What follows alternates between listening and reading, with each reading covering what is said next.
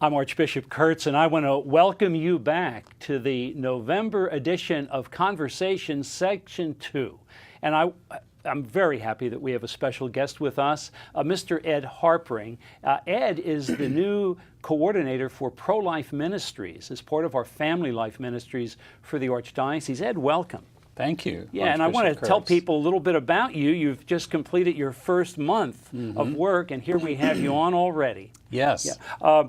Ed, just to give you a little background, was an account executive for NetGain Technologies. And so he's bringing a lot of technology to his work within the interest of pro-life and social concerns, and of course, the good of the church in our serving Christ and his people. Ed has been the chair of the Social Concerns Committee at his parish of St. Barnabas since 1998, so he's been involved in many things. I just saw the list, Ed. You've participated in Catholics at the Capitol, 40 Days for Life, Helpers of God's Precious Infants, assisting refugee families, volunteering for organizations such as Habitat for Humanity and the Southeast Associated Ministries. You and your wife, Kathy, and 4 children are one busy family. It seems like that some days. It is. So thank you so much for being here. And you know, before we get talking, I would be remiss if I didn't say a special word of thanks to Sharon Schumann. As you know that Sharon now is working as a pastoral associate at St. Stephen Martyr Church and is doing a great job there. She really laid a good bit of the foundation that we're building on, aren't we? And so I want to publicly say thank you to Sharon for that great work. Ed, you've talked to Sharon. Tell us a little bit about what you learned as you begin this ministry. Well, I think you alluded to it, Archbishop Kurtz, but Sharon was such a promoter of the culture of life, and that's one of the things I learned right away. But she's helped me out already. We've met a couple of times. We hope to meet 2 or 3 more times over the coming months and hope to integrate and continue some of the programs that she began.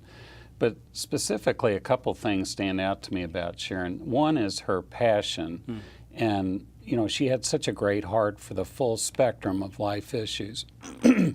Secondly is just her presence. And I would classify that by saying that Sharon was with the people, whether it was our children in grade school educating them, whether it was young adults making trips to Frankfurt and Washington for the annual March for Life, or Respect Life committees like myself and my wife are on. She organized a series of parish meetings throughout the year where we could go share ideas and get up to date on all the pro-life issues. And I know Sharon traveled all throughout the 24 counties of the Archdiocese, so she was supporting pro-life committees and social concern committees throughout the Archdiocese. Absolutely. As I said, she was out there with the people, and I certainly hope to continue some of those programs that she began. Well, what great, and listen, you bring the credentials. You bring a compassionate heart, a great intellect, and a great experience. So thank you for that. Well, we just finished October, and October, of course, is your bread and butter month, isn't it? It is. It's the month of respect for human life.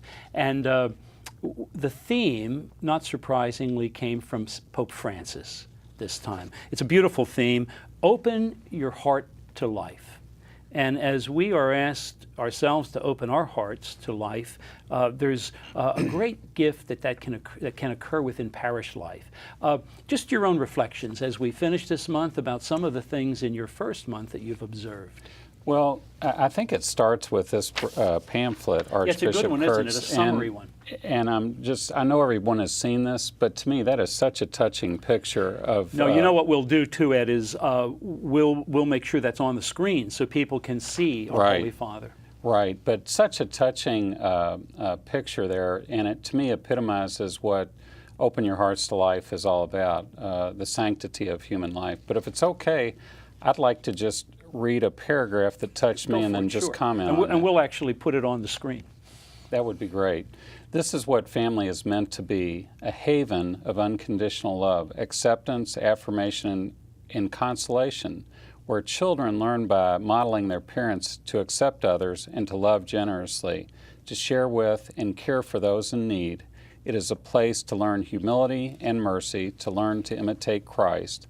Like the saints, we can learn to love others sacrificially by recognizing our own weaknesses and littleness, and by begging God to transform us. And to me, Archbishop Kurtz, that last line says it all. At a parish level, if we're not transformed by the grace of the Holy Spirit, we're going to be very ineffective in this pro-life ministry. So to me, that's where it starts. We need the grace. Ed, that's the work of the new evangelization. The first step is to deepen our faith and to encounter the person of Jesus Christ in our life. And boy, does that then make us aware of the precious gift of life, huh? Absolutely. Yeah, that's wonderful. Now, the obvious question. What got you to say yes to serving in this important role within the Archdiocese? It's a big change in your own life. Well, you know, I think it started for me a long time ago. I can almost kind of pinpoint that. The birth of our first child, who's now 28 years old. Oh my gosh, you've been at it for a while. A long time.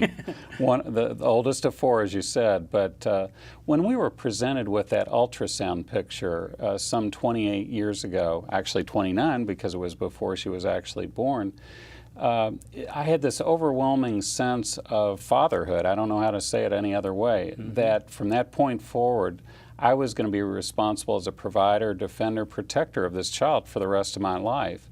And there was a joy associated with that. But as I thought about that even more, I came to realize that some of these other children at that same early stage in life were not protected because of Roe versus Wade and our unfair laws that just don't protect these children. So I felt the call to do something. And gradually I found out about sidewalk counseling. So I became involved with that, was down there on the sidewalk and really just talking to mothers and fathers as they entered the abortion center to try to give them life-saving alternatives to abortion. Have continued with that work, and there's sort of a core group of us that do that on a regular basis, and that's what that's what we've continued to do for the last 28 years. And boy, it's led you in so many ways to helping refugee families. Yes. It's just been such a broadening. You know, I'll give a shameless plug to the little booklet that Monsignor Bransfield and I did, Gift of Joy. In it, we mention that when God creates a child in the womb, in the same act, he creates a mom and a dad. And you just said it so much more beautifully. Where were you when we were writing this booklet? So, Ed, I want to thank you. I know that there's going to be a lot in the future, and we're going to want to have you back because as things unfold, there'll be more and more to talk about with regard to the gift of life, our involvement within the Archdiocese, and most especially the involvement of parishes, of families, of people in workplace, because if we don't, what's our Holy Father's theme is very much the notion of open your hearts to life. Absolutely. And we just are very grateful for the work that you've done. Well, thank you. Yeah.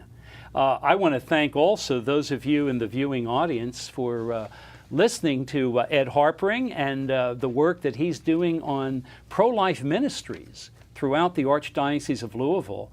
And if you would like to learn more about these ministries, just go to our website at archlou.org and look up pro-life ministries, and you'll be surprised pleasantly at the great work that can be done and at the urgency that we have in having that work occur. God bless you for listening, and please stay with us as we return to our next segment of Conversations for the month of November.